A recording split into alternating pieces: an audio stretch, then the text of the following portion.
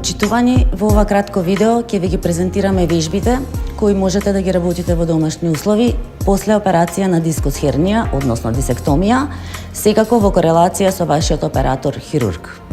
Првата положба се состои во правилни инструкции на положби во процес на станување и легнување во кревет. Целата пациентот кога лежи во исправена положба започнува да се врти бочно со ткање на нозете, колената и колковите и подигање на во лактот и со помош на другата рака во облик на тупаница, постепено го исправа телото во седечка позиција. Откако ќе се исправи во седечка позиција, пациентот станува и се исправа покрај креветот. Процесот на легнување се состои во обратни движења, како што ги видовте претходно, се седнува внимателно и лесно на креветот и се започнува виткање, односно подпирање на двете раце во лактот и во тупаницата и лесно виткање во колената и колковите и потоа следи вртењето во позиција на грб. Со тоа завршува процесот на легнување. Пациентот, вежбата започнува во исправена положба, пациентот стои покрај подпрен со рацете на стабилна подлога или столче. Се започнува со подигање на стапалата, односно подигање во првиот момент на кон прстите и во вториот акт се врши подигање на стапалото во пределот на петата. Подигањето и спуштањето на стапалото оди координирано со двете нозе, со убава задршка и исправеност во телото. Повторувањето на оваа вежба се изведува во 10 по 10 пати, во текот на денот се изведуваат 3 пати. Оваа вежба се изведува во исправена положба, пациентот стои покрај стабилен стол или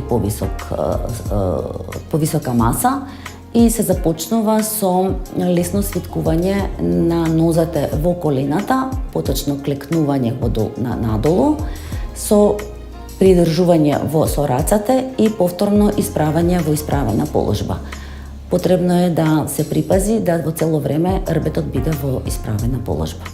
Вежбата се повторува со 10 повторувања и се спроведува 3 пати во текот на денот.